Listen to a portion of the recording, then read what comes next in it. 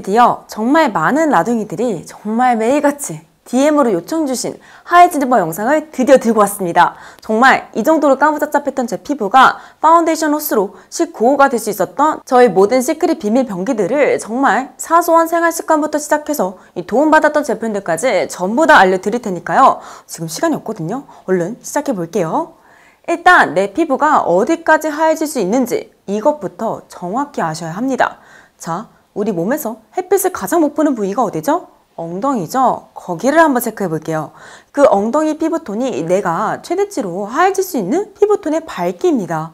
왜냐면 마이클 잭스처럼 갑자기 백반증이 걸리지 않는 이상 이 피부톤보다는 절대로 하얘질 수 없거든요. 그 이유가 우리가 최대로 밝아질 수 있는 피부톤의 밝기는 이미 태어났을 때부터 유전자로 정해져 있습니다. 태연이나 아이유가 많이 하얘진 것도 그분들이 원래 타고나기를 피부가 굉장히 하얀 분들이기 때문에 연예계 활동하시면서 관리를 열심히 하시고 이러다 보니까 원래 타고난 피부 밝기의 최대치로 간 것뿐이에요. 그래서 오늘 제가 이야기하는 것들도 내가 가진 피부톤의 최대 밝기로 돌아가는 작업들이라는 거, 이것부터 정확히 알고 가실게요. 그래서 첫 번째로 피부가 하얘질 수 있는 가장 효과적인 방법부터 알려드리겠습니다. 바로 그 어떠한 화장품도 피부과 시술도 아닌 바로 해를 안 보는 거예요. 정말 이것만큼 강력한 방법은 절대 있을 수가 없어요. 왜냐면 피부가 까매지는 이유는 간단하게 말하자면 표피 가장 밑바닥인 기점막에 멜라닌 세포가 있는데 얘가 자외선을 받는 순간 멜라닌 색소를 만들기 시작해서 유극층, 과립층, 각질층까지 위로 쭉쭉 보내거든요. 그래서 까맣게 탄 피부가 다시 엉덩이살 정도까지 밝아지려면 적어도 28일이 필요합니다. 왜냐면 우리가 흔히 각질 턴오버 주기가 28일이라고 하잖아요. 그래서 가장 마지막에 만들어진 멜라닌 색소가 각질층까지 올라와서 밖으로 떨어지는데 각질 턴오버 주기만큼 시간이 걸려요. 그런데 만약에 이 4주 동안 해를 또 많이 보고 이러면 당연히 멜라닌 색소가 다시 만들어지기 시작하면서 피부가 또 까매지겠죠. 그래서 항상 밖에 나갈 때 긴 팔, 긴 바지를 늘 입고 다니셔야 돼요. 특히 자외선이 강한 여름에는 더 주의하셔야겠죠. 항상 얇은 가디건이나 난방을 위에 걸쳐 입으시고 바지도 요즘 시원한 소재 굉장히 많잖아요. 짧은 바지보다는 긴 바지 입는 걸 늘 생활을 하셔야 이 자외선에 노출되는 걸 가장 확실히 막을 수 있기 때문에 바디 피부가 굉장히 하얘질 수 있습니다. 저도 이렇게 촬영할 때나 이렇게 입는 거지 평소 낮에 길게 외출할 때는 정말 긴 원피스 같이 노출이 거의 없는 옷만 입어요. 그리고 집에 있을 때도 저는 항상 커튼을 다 치고 삽니다. 운동할 때, 일할 때, 밥 먹을 때 다 마찬가지예요. 그런데 저희 엄마가 집에 어두운 걸 굉장히 싫어하세요. 그리고 저도 거실까지 어두우면 정말 우울증이 걸릴 것 같아서 대신 잠옷을 항상 긴 팔을 한여름에도 입는 것 같아요. 그래서 정리하자면 일상복뿐만 아니라 잠옷까지 긴 팔, 긴 바지 입는 걸 딱 한 달만 생활을 하시면 바디 피부는 무조건 하얘지게 돼 있습니다. 정말 돈 들일 필요가 없어요. 그래서 얼굴이 문제예요. 얼굴은 옷으로 가릴 수가 없잖아요. 그래서 마스크나 이 모자를 많이 활용하시는데 문제가 얘네들이 피부 트러블과 홍조를 유발합니다. 왜냐면 모자나 마스크를 오래 쓰면 피부 온도가 많이 올라가기 때문에 얼굴이 진짜 많이 붉어지거든요. 그리고 마스크 같은 경우에는 마스크 안쪽이 계속 습하다 보니까 여드름균이 번식하기가 쉬워져서 피부 트러블이 많이 심해질 수 있어요. 그리고 모자도 세탁이 많이 어렵잖아요. 그래서 잘못하면 여기 헤어라인에 특히 트러블이 폭발할 수 있거든요. 그래서 저는 양산을 가장 좋아합니다. 잠깐 집안 마트 가거나 이럴 때 조그만 양산 하나를 꼭 쓰고 나가요. 왜냐면 정말 잠깐의 외출이라도 조금만 자외선을 받으면 이 멜라닌 색소는 바로 만들어지기 시작하기 때문에 이게 매일매일 누적되면 피부가 정말 많이 까매질 수 있거든요. 그래서 야외 촬영장에 가면 배우들이나 아이돌들이 항상 아주 큰 검은색 우산을 쓰고 있거나 스태프들이 씌워주잖아요. 그게 진짜 이유가 다 있습니다.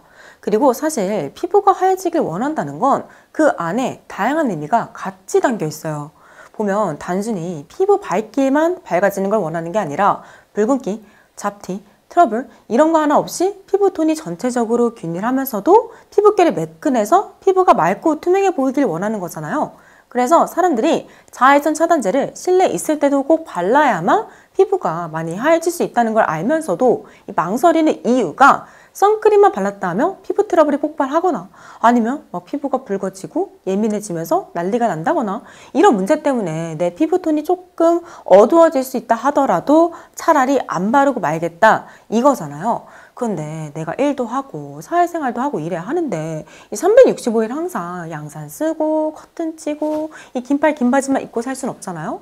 그래서 사실 자외선 차단제를 바르는 것만큼 피부가 하얘질 수 있는 가장 손쉽고 가장 확실하고 가장 돈이 적게 드는 방법은 사실상 없습니다. 그리고 제가 이 정도로 얼굴 피부가 하얘질 수 있었던 건 제 피부가 많이 좋아지면서 선크림을 얼굴에 바를 수 있게 되면서부터거든요. 그래서 제가 조만간 피부 건강을 최대한 해치지 않으면서 또 여드름이 최대한 올라오지 않게 하려면 어떤 종류의 선크림을 어떻게 발라야 하는지 아주 자세하게 알려드릴게요. 그런데 아무리 내가 선크림을 매일 열심히 발라도 모든 자외선을 차단할 수는 없잖아요. 그래서 내가 어쩔 수 없이 놓친 이 자외선 때문에 피부가 조금 타거나 잡티가 올라왔을 때 바르는 화장품이랑 먹는 영양제랑 피부과 시술로 바로바로 잡아주면 항상 피부를 하얗게 유지할 수 있거든요.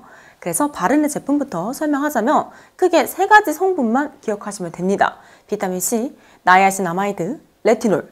왜냐면 일단 비타민C는 우리 피부가 자외선을 받았을 때 멜라닌 세포가 색소를 만드는 그 과정 자체를 막아주거든요. 그러니까 피부가 까매지는 근본 원인 자체를 없애주는 거예요. 그리고 나이아신아마이드는 이미 만들어진 멜라닌 색소가 각질 세포로 퍼지는 걸 막아줍니다. 그러니까 이미 생겨버린 색소를 없애주는 거예요. 그리고 마지막으로 레티놀은 멜라닌 색소 때문에 이미 까매진 각질을 빨리빨리 제거해줘요. 그러니까 각질 턴오버 주기를 단축시켜서 탄 피부는 빨리 제거해주고 하얀색 피부가 빨리 올라올 수 있게 해주는 거예요.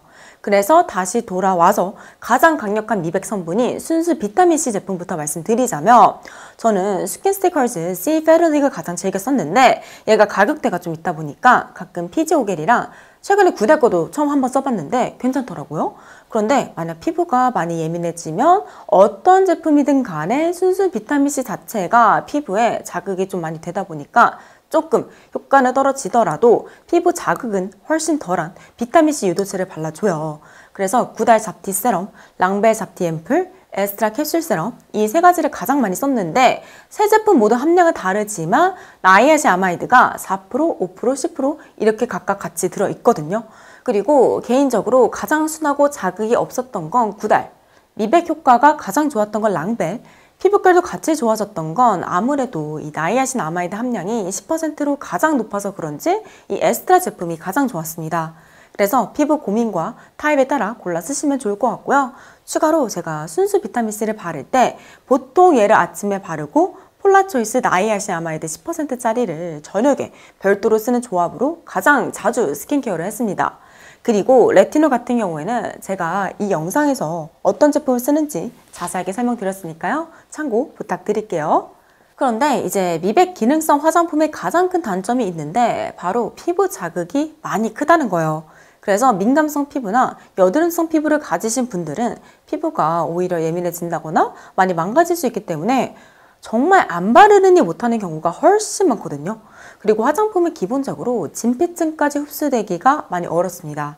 그런데 다행히도 이 멜라닌 색소를 만드는 세포가 표피에 있기 때문에 화장품으로 미백 효과는 분명 보실 수는 있어요.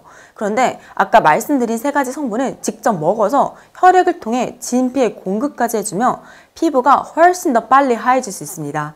그러니까 겉으로 발라서도 넣어주고 먹어서 속으로도 넣어주면 위아래로 이 성분들이 같이 공급되다 보니까 가장 효과를 빨리 볼 수 있어요. 그리고 문제성 피부 같은 경우에는 이 먹는 제품으로라도 커버를 치면 어느 정도 피부가 많이 하얘질 수 있거든요. 실제로 저도 중간중간 프랑스 같은 시술을 받느라 이런 미백 기능성 제품을 바르지 못하는 기간이 꽤 됩니다. 정말 1년 중 적어도 3개월 이상은 못 발랐거든요.